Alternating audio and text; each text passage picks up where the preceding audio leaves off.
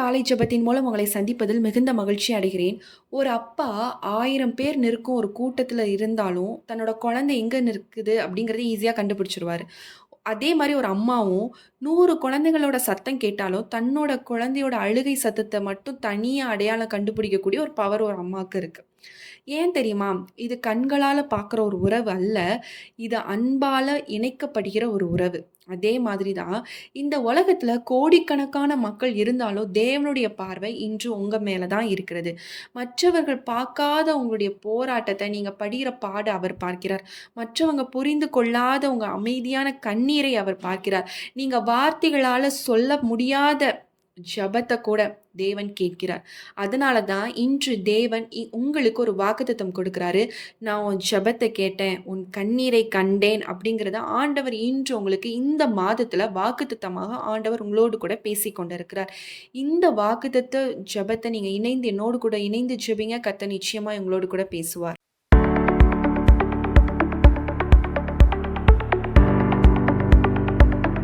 இன்று இந்த ஜூலை மாதத்திற்காக ஆண்டவர் கொடுத்த வாக்குத்தத்தம் என்ன தெரியுமா? 2 ராஜாக்கள் 20ஆம் அதிகாரம் 5ஆம் வசனத்துல சொல்லப்பட்டிருக்கு. உன் விண்ணப்பத்தை கேட்டேன், உன் கண்ணீரை கண்டேன். இதோ நான் உன்னை குணமாக்குவேன். 3ஆம் நாளிலே நீ கர்த்தருடைய ஆலயத்துக்கு போவாய் அப்படின்னு சொல்லி இங்க சொல்லப்பட்டிருக்கு. இந்த வசனத்துல ரொம்ப ஹைலைட்டடான ஒரு விஷயம் என்ன தெரியுமா? தேவன் முதல்ல சொல்றது என்ன தெரியுமா? நான் உன்னை குணமாக்குவேன் அப்படின்னு சொல்லல. ஃபர்ஸ்ட் என்ன சொல்றாரு பாருங்க. நான் உன் விண்ணப்பத்தை கேட்டேன், உன் கண்ணீரை கண்டேன். அதுக்கப்புறம் தான் சொல்றாரு, நான் உன்னை குணமாக்குவேன்னு ஆண்டவர் சொல்றார். ஏன் தேவன் தம்முடைய பிரச்சனையை மட்டும் பார்ப்பவல்ல, அந்த பிரச்சனையால நம்மளுடைய இருதயம் எப்படி உடைந்திருக்குது அப்படிங்கிறத பார்க்கிற தேவன். நம்முடைய வாயிலிருந்து வருகிற ஜெபத்தை மட்டும் அல்ல, கண்களிலிருந்து வருகிற கண்ணீரையும் அவர் பார்க்கிறார். சில நேரங்கள்ல நான் என் ஜெபம் பரலோகத்துக்கு போகுதா அப்படின்னு கூட நம்ம யோசிப்போம். ஆனா இந்த வசனம் சொல்லுது, உன்னுடைய ஜெபம் தேவனுடைய செவியை ஏற்கனவே அடைந்து விட்டது அப்படிங்கிறத சொல்லுது. உங்களுடைய கண்ணீர் தேவனுடைய கண்களுக்கு ஏற்கனவே தெரிந்து விட்டது அப்படிங்கிறதும் இந்த வசனம் சொல்லப்படுது. அதனால தான் இன்று ஒரு அழகான வேதாகம சம்பவத்தை நம்ம பார்க்க போறோம். அது யாரோட வாழ்க்கை அப்படின்னு பார்த்தீங்கன்னா, ஆகாரோட வாழ்க்கை. ஆகார் ஒரு பெரிய ஒரு ஒரு பெரிய கேரக்டரோ, ஒரு நல்ல ஒரு வசதியானவங்களோ, நல்ல ஒரு அவங்களுக்கு ஒரு பேக்ரவுண்ட் இருக்கோ அப்படின்லாம் கேட்டிங்கன்னா எதுவுமே கிடையாது. அவங்க ஒரு சாராளோட ஒரு வேலைக்காரியான இருந்த ஒரு நபர் தான் இந்த ஆகார். அவருடைய வாழ்க்கை அவளே தீர்மானிக்க முடியாது. நான் என்ன பண்ணணும், ஏது பண்ணணும் அவங்களுக்கே அந்த ரைட்ஸ் கிடையாத ஒரு வாழ்க்கை தான் அவங்க வாழ்ந்துட்டு இருக்காங்க. ஒரு அடிமையாக அவங்க வாழ்ந்துட்டு இருக்காங்க. மற்றவர்கள் எடுத்த முடிவுகளுக்கெல்லாம் இவங்க வாழ வேண்டிய சூழ்நிலை. மற்றவங்க எடுக்கிற டெசிஷன் படி தான் இவங்க வாழணும். அந்த மாதிரி ஒரு சூழ்நிலையில இருக்கிறாங்க. ஒரு நாள் சாராளுக்கும் ஆபிரகாமுக்கும் குழந்தை இல்லாதனால என்ன ஆகுதுன்னா, ஆகார் ஆபிரகாமுக்கு கொடுக்கும் பொழுது அவள் கர்ப்பமாகிறாங்க. அதற்கு பிறகு பாருங்க, அவங்க வீட்ல அமைதிங்கிற ஒரு விஷயமே இல்ல. உறவுகள் எல்லாமே சிதறி போகுது. பொறாமைங்கிற ஒரு விஷயம் ஆரம்பிக்குது. சாராள் ஆகார மிகவும் துன்பப்படுத்துறத நம்ம பார்க்கிறோம். ஆகார் தினமும் மனவேதனையோடு வாழ்கிறதையும் நம்ம பார்க்கிறோம். இறுதியில அவளால தாங்க முடியாத ஒரு சூழ்நிலை அவ ஓடி போறாங்க வீட்ட விட்டு. மனுஷங்கள விட்டு பாலைவனத்திற்கு போறாங்க. இல்ல ஒண்ணும் கிடையாது. ஆறுதல் சொல்றதுக்கும் யாரும் கிடையாது. இதயத்துல பயம், கண்கள்ல கண்ணீர், எதிர்காலம் முழுவதும் கேள்விக்குறி. அந்த பாலைவனத்துல யாருமே அவங்கள தேடவும் இல்ல. ஆனா தேவன் தேடினார். கர்த்தருடைய தூதன் அவளை தேடி வந்தார். அவளை பார்த்து ஆகாரே என்று சொல்லி பேர் சொல்லி அழைத்தார். எவ்வளவு அழகான ஒரு விஷயம் பாருங்க. உலகம் அவளை வேலைக்காரி என்று பார்த்தது. ஆனா தேவன் அவளை பேர் சொல்லி அழைத்தார். அதற்கு பிறகு தேவன் அவர்களோடு பேசுறதையும் நம்ம பார்க்கிறோம். அவளுடைய வேதனை எல்லாவற்றையும் அறிகிறார். அவளுடைய எதிர்கால நம்பிக்கையை ஆண்டவர் கொடுக்கிறார். தனியாக தேவன் என்ன பண்ணல, விட்டு விடல. அந்த சந்திப்புக்கு பிறகுதான் ஆகார் தேவனுக்கு ஒரு பேர் வைக்கிறாங்க. எல்ரோய் அப்படின்னு சொல்லி பேர் வைக்கிறாங்க. என்னை காண்கிற தேவன் அப்படின்னு சொல்லி அந்த பேர் வைக்கிறாங்க. எல்லாருமே என்ன மறந்துட்டாங்க. ஆனா என்ன ஒருத்தர் மட்டும் பார்த்தாரு. அவர் தான் எல்ரோயி, என்னுடைய தேவன் அப்படிங்கிற ஒரு அர்த்தமாக அது காணப்பட்டது. இன்று நீங்களும் ஒருவேளை அதே நிலைமையில இருக்கலாம். உங்க வாழ்க்கையில உங்க வீட்ல யாருக்கும் உங்களுடைய மனவேதனை தெரியாம இருக்கலாம். நீங்கள் சிரித்து கொண்டே வேலைக்கு போய் கொண்டு இருக்கலாம். உங்களுக்கு பிடிக்காத வேலையா இருக்கலாம். ஆனா சூழ்நிலை நிமித்தமா நீங்க போயிட்டு இருக்கலாம். ஆனா உள்ள மட்டும் கண்ணீரோடு நீங்க வாழ்ந்து கொண்டிருக்கிற நபராக காணப்படலாம். உங்களுடைய ஜெபத்திற்கு பதில் வராமல் இருக்கலாம். ஆனா நினைவுல வச்சுக்கோங்க, ஆகாரை பார்த்த தேவன் இன்று உங்களை பார்க்கிறார். உங்களை காண்கிற தேவன். அவர் இன்றும் எல்ரோய். உங்களை காண்கிற தேவன். உங்கள் ஜெபத்தை கேட்கிற தேவன். உங்கள் கண்ணீரை எண்ணுகிற தேவன். கண்டிப்பாக, நிச்சயமா ஆண்டவர் இன்று உங்களை பார்த்து தான் சொல்றாரு. "உன் விண்ணப்பத்தை கேட்டேன், உன் கண்ணீரை கண்டேன்" என்று சொல்லி ஆண்டவர் உங்களுக்கு தான் வாக்குத்தத்தமாக ஆண்டவர் உங்களோடு கூட பேசிக் கொண்டிருக்கிறார். ஒரு வீட்ட கட்டுறோம்னு வச்சுக்கோங்களேன், அதுக்கு எல்லாரும் பெயிண்ட் தான் முக்கியம். பெயிண்ட் பார்ப்பாங்க, டிசைன பார்ப்பாங்க, லைட்ஸ் பார்ப்பாங்க. ஆனா, அந்த வீட்ட நிறுத்தி வைப்பது எது தெரியுமா? பெயிண்ட் கிடையாது. ஃபவுண்டேஷன். அந்த ஃபவுண்டேஷன யாருமே பார்க்க மாட்டாங்க. ஆனா, அது இல்லாம என்னன்னா, வீடே நிற்காது. அதே மாதிரி தான். யாருக்கும் தெரியாம நீங்க செய்கிற ஜெபம், நீங்க ஆண்டவர் சமூகத்துல வடிக்கிற கண்ணீர், நீங்க தேவன் மேல வைத்திருக்கக்கூடிய விசுவாசம், உங்களுடைய வாழ்க்கையில ஃபவுண்டேஷனாக காணப்படுது. தேவன் முதல்ல ஃபவுண்டேஷன ஸ்ட்ராங் ஆக்கிக்கிட்டே வராரு. நீங்க நினைக்கலாம், ஆண்டவர் என்னுடைய வாழ்க்கையில எதுவுமே செய்யல. ஃபவுண்டேஷன இன்னும் பலப்படுத்திக் கொண்டே இருக்கிறார். நிச்சயமாக அந்த ஆசீர்வாதம் வெளியே கொண்டு வருவார். ஒரு எக்ஸாம்பிள் கூட பாருங்களேன். ஒரு விதைய மண்ணுக்குள்ள புதைக்கிறீங்க.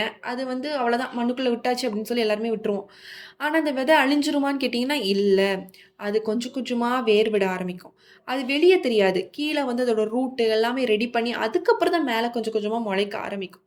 அதே மாதிரி தான் இன்று உங்க வாழ்க்கையில வெளிய ஒரு பெரிய மாற்றம் தெரியாம இருக்கலாம். தேவன் உங்களுடைய வாழ்க்கையில செயல்பட்டு கொண்டு இருக்கிறார். டிலே ஆகலாம். பட் நிச்சயமாக அதற்கான பதில் வரும்.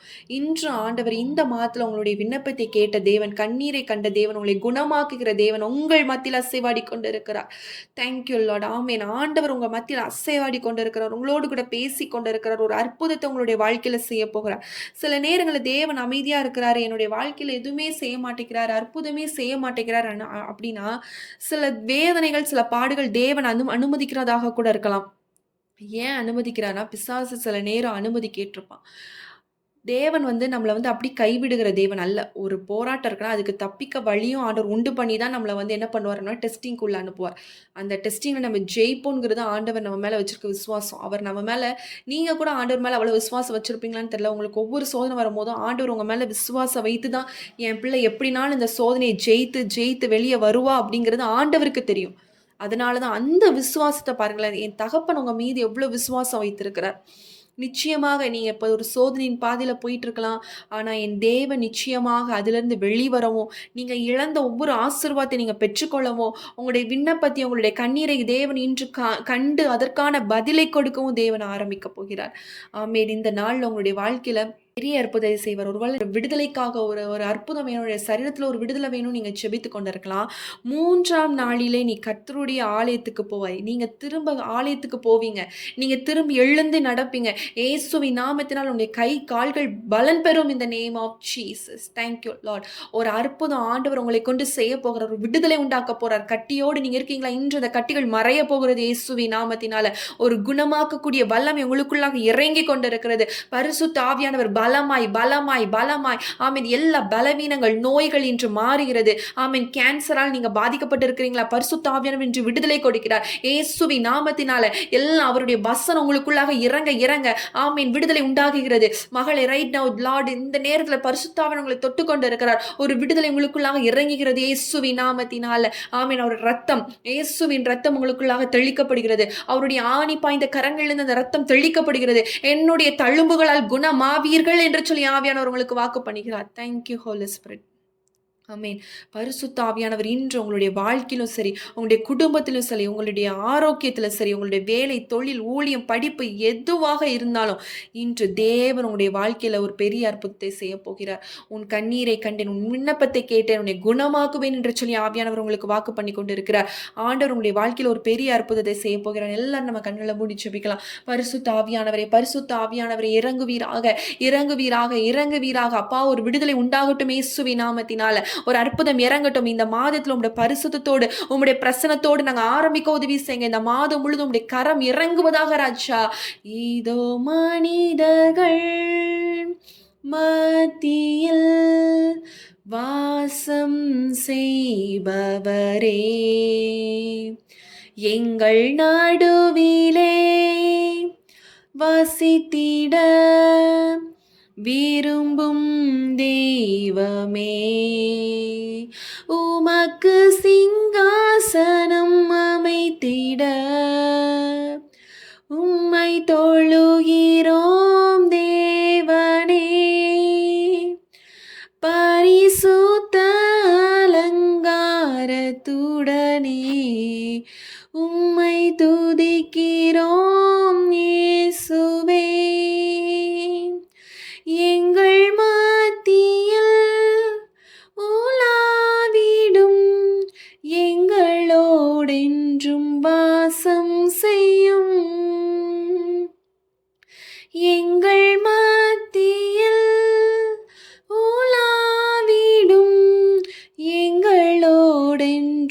வாசம் செய்யும். Thank you Lord, thank you Lord. அப்பா இந்த நேரத்தில் அப்பா உம்முடைய பிரசனம் எங்களை ஆட்கொண்டு இருக்கிறதற்காக எமக்கு ஸ்தோத்திரம். உம்முடைய வல்லமை எங்களுக்குள்ளாய் இறங்கி கொண்டிருக்கிறது. பரிசுத்த ஆவியானவர் நீர் எங்களை நிரப்பி கொண்டிருக்கிறீர், நிரப்பி கொண்டிருக்கிறீர், நிரப்பி கொண்டிருக்கிறீர். உம்முடைய வல்லமையினால் எங்களை நிரப்பி கொண்டிருக்கிறீர் ராஜா. அப்பா இந்த மாதம் முழுவதும் நாங்கள் பரிசுத்தமாய் உமைக்கென்று வாழ உதவி செய்யுங்க ராஜா. அப்பா உம்முடைய பிரசனம் எங்களை ஆட்கொள்ளட்டும். சொன்னதை செய்து முடிக்கக்கூடிய தேவன். அப்பா நீங்க சொன்ன ஒவ்வொரு வாக்குத்தத்தங்களையும் கர்த்தர் நீர் எங்களுடைய வாழ்க்கையில் நிறைவேற்றி முடிக்க போகிறீர். அதற்காக எமக்கு ஸ்தோத்திரம், ஸ்தோத்திரம், ஸ்தோத்திரம். நீங்க அற்புதங்களை செய்ய போகிறீர், அதிசயங்களை செய்ய போகிறீர். ஆண்டவரே நீங்க சொன்ன ஒவ்வொரு வாக்குத்தத்தங்களும் எங்க வாழ்க்கையில நிறைவேற போகுது ஐயா. அப்பா இந்த மாதத்துல கர்த்தர் நிறைவேற்ற போகிறீர். அதற்காக எமக்கு ஸ்தோத்திரம், ஸ்தோத்திரம், ஸ்தோத்திரம், ஸ்தோத்திரம் ராஜா. அப்பா ஒவ்வொருத்தருடைய வாழ்க்கையில கர்த்தர் விடுதலை கொடுக்க போகிறீர். வாக்குத்தத்தங்கள் நிறைவேற்றக்கூடிய மாதமாக இந்த மாதம் காணப்பட போகிறதற்காக எமக்கு ஸ்தோத்திரம், ஸ்தோத்திரம், ஸ்தோத்திரம், ஸ்தோத்திரம். சொன்னதை செய்யும் தகப்பன், முடித்து தீர்க்க மட்டும் எங்களை கைவிடாத நேசரே. ஸ்தோத்திரம், ஸ்தோத்திரம், ஸ்தோத்திரம், ஸ்தோத்திரம். வாமல் நினைப்பவரே ஏசையா, நிறைவேற்றி முடிப்பவரே, நீர் நம்ப பண்ணின உந்தன் வாக்குகளை நினைத்து நிறைவேற்றுவீர். சொன்னதை செய்து முடிப்பீர், நீர் முடித்து தீர்க்கும் மட்டும் கைவிட மாட்டீர். என் கையை கொண்டு தொடங்கினதெல்லாம் என் கையை கொண்டு நிறைவேற்றுவீர். மறவாமல் நினைப்பவரே ஏசையா, நிறைவேற்றி முடிப்பவரே, மறவாமல் நினைப்பவரே ஏசையா, நிறைவேற்றி முடிப்பவரே. Thank you Lord. அப்பா நீர் சொன்னதை செய்து முடிக்க மட்டும் நீர் கைவிட மாட்டீர். கர்த்தர் நீர் ஆண்டவரே அப்பா இணைந்து ஜெபிக்கிற ஒவ்வொருத்தருடைய வாழ்க்கையில கர்த்தர் நீர் சொன்னதை செய்ய போகிறீர். அதற்காக உமக்கு ஸ்தோத்திரம். ஆண்டவர் நீர் ஆண்டவர் அவர்களுடைய வாழ்க்கையில் ஒரு பெரிய அற்புதத்தை செய்ய போகிறீர்.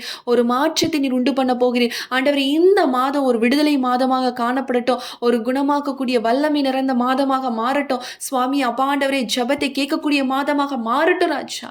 கர்த்தர் நீர் அப்படியாக அப்பா இணைந்து ஜெபிக்கிற ஒவ்வொருத்தருடைய வாழ்க்கையில ஆண்டவரே நீர் அவருடைய ஜெபத்தை கேட்டு கண்ணீரை கண்டு விடுதலை கொடுக்க போகிறீர். அதற்காக உமக்கு ஸ்தோத்திரம். ஆண்டவர் நீர் அவர்களுடைய வாழ்க்கையில் அற்புதம் செய்து விட்டீர் என்று சொல்லி நாங்கள் விசுவாசிக்கிறோம். இந்த வார்த்தை நீங்க அவங்களுடைய வாழ்க்கையில கிரியை செய்ய போகிறீர். அதற்காக உமக்கு நன்றி தகப்பனே. இயேசுவின் நாமத்தில் ஜெபிக்கிறோம் நல்ல பிதாவே, ஆமேன்.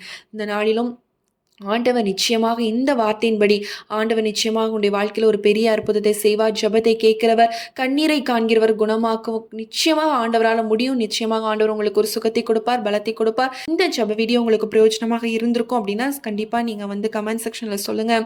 உங்களுக்கு ஜெப குறிப்புகள் இருக்கும் அப்படின்னா ஸ்க்ரீனில் தெரியக்கூடிய வாட்ஸ்அப் நம்பருக்கு மெசேஜ் பண்ணுங்கள் அல்லது வாய்ஸ் நோட் பண்ணுங்கள். கண்டிப்பாக நாங்கள் உங்களுக்காக ஜெபிக்கிறோம். இந்த ஜெபம் தேவைப்படுறவர்களுக்கு நீங்கள் ஷேர் பண்ணுங்கள், உங்களுக்கு ரொம்ப பிரயோஜனமாக இருக்கும். மீண்டும் உங்களை அடுத்த ஒரு ஜெப வீடியோவில் சந்திக்கிறேன். கர்த்தர் உங்களை ஆசீர்வதிப்பாராக. ஆமேன்.